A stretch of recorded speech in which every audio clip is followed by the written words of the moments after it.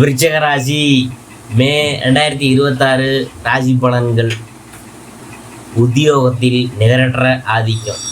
மே 11 அன்று லக்னாதிபதி செவ்வாய் 6வது வீட்டில் மேஷம் ஆட்சி பெறுவது அலுவலகத்தில் எதிரிகளின் சூழ்ச்சிகள் படிக்காது. பதவி உயர்வும் வெற்றியும் நிச்சயம். போட்டித் தேர்வுகள் வெல்வாங்க. திடீர் பண லாபங்கள். 8வது வீட்டில் குரு சுக்கிரன் சேர்க்கையினால் பழைய கடன்கள் அடைபடுவதோடு வாரிசு சொத்து அல்லது வாழ்க்கை துணை மூலமாக எதிர்பாராத பணம் கைக்கு வரும். ஈகோவை கட்டுப்பாட்டில் வைக்கணும். மே 15 முதல் 7வது வீட்டில் சூரியனின் சஞ்சாரத்தினால வாழ்க்கை துணை அல்லது வியாபார கூட்டாளிகளுடன் தேவையற்ற ஈகோ மோதல்கள் வரும். விவாதங்களை தவிர்ப்பது நல்லது. விருச்சிக ராசிக்காரங்களுக்கு மே 2026 அளப்பரிய தைரியத்தையும் உத்தியோகத்தில் பெரிய வெற்றிகளையும் வழங்குவது ஒரு சிறந்த மாதம். கடந்த மாதத்தில் இருந்த மனப்போராட்டங்கள்லாம் அனைத்தும் விலகி உங்களிடம் புதிய உற்சாகம் பிறக்க போகுதுங்க. அதாவது குறிப்பாக மே 16ஆம் தேதி அன்று லக்னாதிபதி செவ்வாய் 6வது வீட்டில் ஆட்சி பெறுவது உங்கள் தன்னம்பிக்கையை வான அளவுக்கு உயர்த்த போகுதுங்க. நீதிமன்ற வழக்குகள் அல்லது சொத்து விவகாரங்களில் சாதகமான தீர்ப்பு வரும்.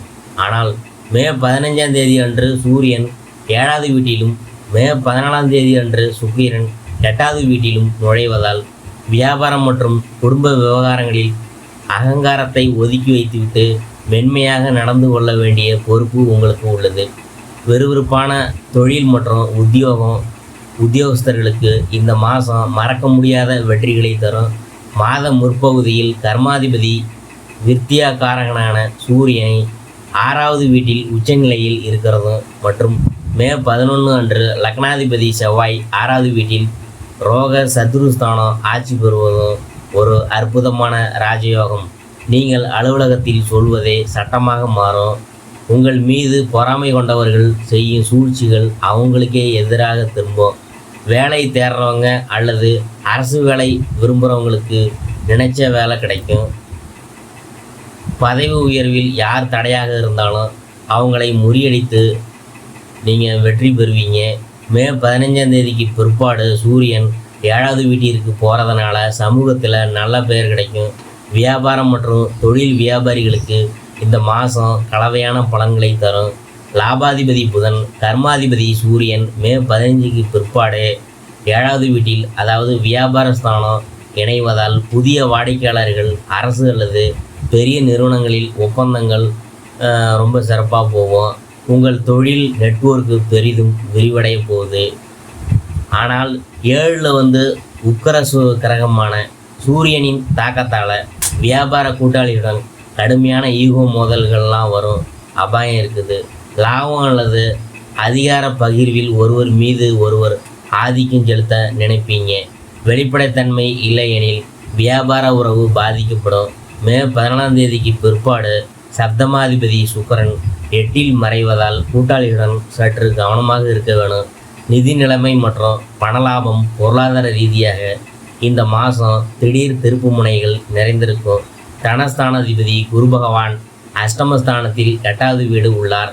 இதனுடன் மே 14ஆம் தேதி அன்று விரயம் மற்றும் சப்தமாதிபதி சுக்கிரனும் அஷ்டமத்தில் நுழைகிறார். இந்த அஷ்டமஸ்தானமான கிரக சேர்க்கையினால் மற்றவங்களின் வாழ்க்கை துணை அல்லது பூர்வீக பணம் உங்களுக்கு லாபமாக வரும். முன்பு நின்று போன காப்பீடு இன்சூரன்ஸ் அல்லது பிஎஃப் பணம் கைக்கு வரும். 6ல் பலமான செவ்வாயினால் வங்கி கடன்கள் அல்லது பழைய கடன்களை அடைக்க தேவையான பண உதவி கிடைக்கும். ஆனால் பங்கு சந்தை போன்ற ஊக வணிக முதலீடுகளுக்கு இந்த மாதம் ஏற்றதல்ல. பெரிய நஷ்டம் வரலாம். ஆரோக்கியம் மற்றும் நல்வாழ்வு அதாவது ஆரோக்கியத்தை பொறுத்தவரை உங்களுக்கு டபுள் எனர்ஜி கிடைக்கும் மாதம் இது. உங்கள் லக்னாதிபதி செவ்வாய் மே 11 அன்று ரோகஸ்தானமான 6வது வீட்டில் ஆட்சி பெறுவதால் உங்களிடம் அற்புதமான பிராணசக்தி மற்றும் நோய் எதிர்ப்பு சக்தி அதிகரிக்கும். பழைய வியாதிகள் அல்லது நாள்பட்ட வலிகள் தாமாகவே குணமாகும். உடல் உழைப்பில் அதிக ஆர்வம் காட்டுவீங்க. ஆனால் 8ல் குரு சுக்கிரன் மற்றும் 7ல் சூரியனால் உடலில் கடுமையான உஷ்ணம் சிறுநீரகங்கள் அல்லது சிறுநீர் தொற்று வர சிறிது வாய்ப்பு இருக்குது. தவறாமல் உடற்பயிற்சி செய்வதும் ஜங்க் உணவுகளை தவிர்ப்பதும் நல்லது. குடும்பம் மற்றும் தனிப்பட்ட உறவுகள். கலஸ்திரஸ்தானமான 7வது வீட்டில் மே 15 முதல் சூரியன் உஷ்ணம் மற்றும் அகங்காரகன் நுழைவதால் திருமண வாழ்க்கையில் ஒரு சோதனை காலம் வரலாம். வாழ்க்கை துணையுடன் சிறு சிறு விஷயங்களுக்கு கூட கடுமையான வாக்குவாதங்கள் மற்றும் பிடிவாதம் ஈகோ ஏற்படும். யாராவது ஒருவர் விட்டு கொடுத்தால் பிரச்சனைகள் உடனே தீரும். பஞ்சமஸ்தானத்தில் சந்தானஸ்தானம் சனி சஞ்சாரத்தினால உங்கள் குழந்தைகளின் பிடிவாதமான நடத்தை அல்லது படிப்பில் மந்த நிலை உங்களை கவலையடைய செய்யும். குழந்தைகளுடன் நேரம் செலவிடுவதும் அவங்க பிரச்சனைகளை புரிந்து கொள்வதும் முக்கியம். 8ல் சுக்கிரனால் வாழ்க்கை துணை வழியில் சில நன்மைகள் நடக்கும். கல்வி மற்றும் மாணவர்களுக்கு இது போராடி வெல்லும் நேரம். வித்யாஸ்தானத்தில் 5வது வீடு சனி இருக்கிறதுனால பொதுவான படிப்புகளில் சற்றே சோம்பல் கவனக்குறைவு ஏற்படும். ஆனால் மருத்துவம், இராணுவம், சட்டம் அல்லது போட்டித் தேர்வுகளுக்கு காம்படிட்டிவ் எக்ஸாம் தயாராக இருக்கிறவங்களுக்கு 6ல் உள்ள செவ்வாய் மற்றும் சூரியன் அற்புதமான வெற்றியை பரீட்சையில் நீங்கள் சிறந்த ரேங்குகள் தருவாங்க. எவ்வளவு கடினமாக நீங்கள் உழைக்கிறீர்களோ அவ்வளவு அதிர்ஷ்டம் உங்களுக்கு கிடைக்க போகுது. மே 2026க்கான வேத பரிகாரங்கள். 7வது வீட்டில் சூரியனின் வரும் திருமண தோற்றங்களை ஈகோவை நீக்கி 6வது வீட்டில் உள்ள லக்னாதிபதி செவ்வாயின் முழுமையான சக்தியை பெற இந்த பரிகாரங்களை நீங்கள் பின்பற்ற வேண்டியது இருக்கும். சூரியன் ஆராதனை. திருமண வாழ்க்கை மற்றும் கூட்டாளியுடன் ஈகோ மோதல்களை தவிர்க்க மே 15 முதல் தினமும் காலையில் சூரிய பகவானுக்கு அர்க்கியம் சமர்ப்பித்து ஆதித்ய ஹிருதயம் படிங்க. சுப்பிரமணியர் அனுமன் பூஜை.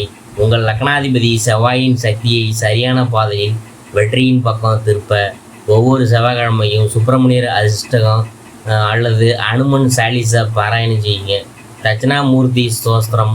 8வது வீட்டில் உள்ள குரு பகவானின் அருளை திடீர் பணலாபம் பெற வியாழக்கிழமையில் ஸ்ரீ தட்சிணாமூர்த்தி அல்லது தத்தாரரை வழிபடுங்க.